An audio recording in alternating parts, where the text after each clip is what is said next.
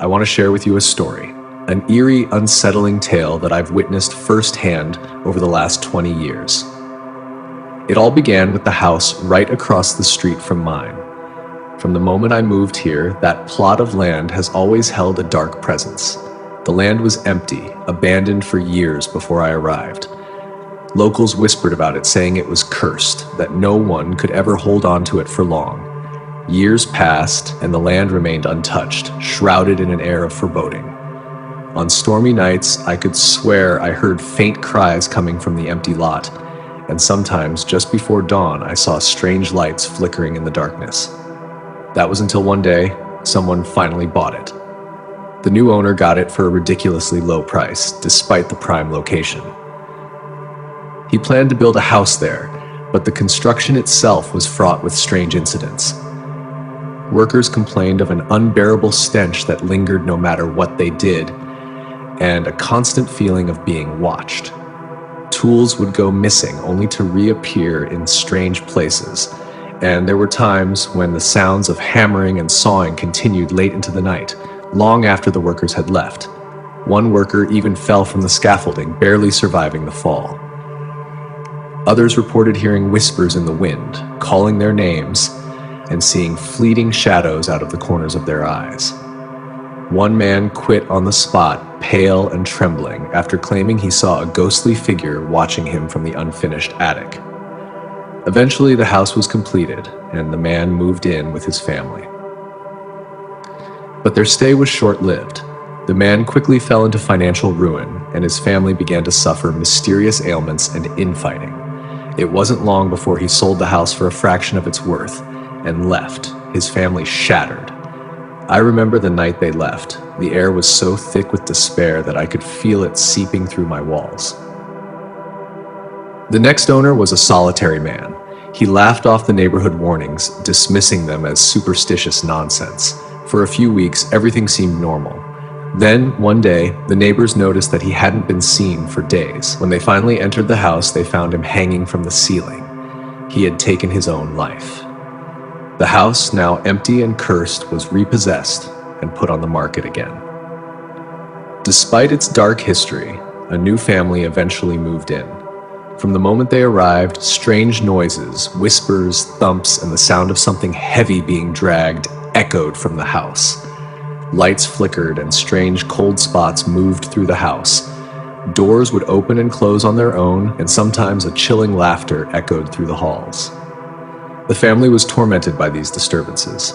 One night, they knocked on my door, pale and trembling. "Can we stay here tonight?"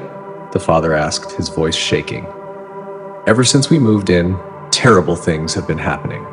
I've lost my job, my wife is constantly ill, and our son wakes up screaming every night. He says a shadowy figure threatens to kill us all. We've heard voices cursing us, and just last night, something heavy was thrown at our son." I let them in, and they told me more. They described how every night their son would wake up screaming, claiming a dark figure was standing at the foot of his bed, whispering threats.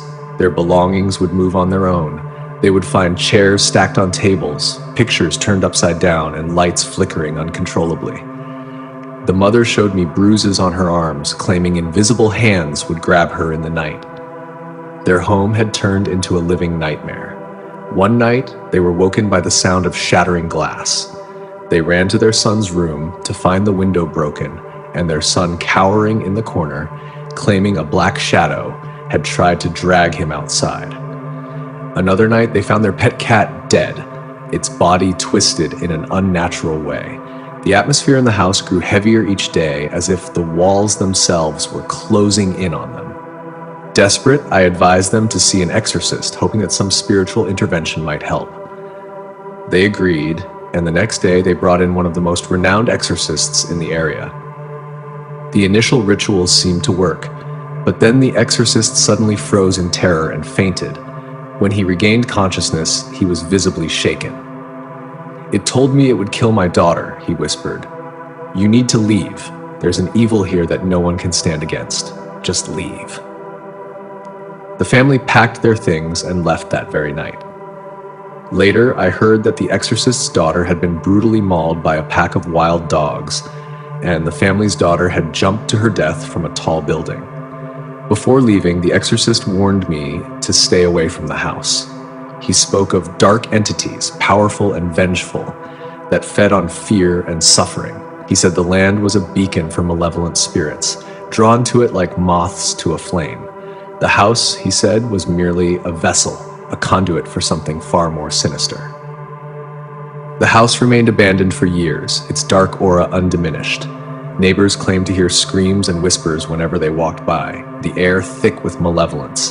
The place seemed to suck the light out of the street, casting a perpetual shadow even on the sunniest days. Children would dare each other to approach the front door, but none ever did. People spoke of seeing ghostly figures in the windows and feeling icy hands brush against them if they got too close. On some nights, a dark, foreboding mist would envelop the house, and strange lights would flicker in the windows. Then, a wealthy investor bought the property. He demolished the house and built a school, but he lived overseas and had no idea of the land's history. Now, every day, I watch as families drop their children off at that cursed place, completely unaware of the horrors that once transpired there. Teachers complained of strange happenings, lights flickering, books flying off shelves, and cold drafts that seemed to come from nowhere.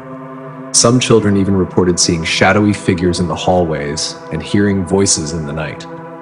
One night, the school's security cameras captured something terrifying. A shadowy figure moved through the hallways, flickering in and out of existence. It left behind a trail of ice, and the sound of its whispers could be heard on the recordings. The next morning, the principal found a note on his desk, written in a shaky hand. Leave or suffer the same fate. And every day I wonder, how long the darkness reclaims what it once possessed.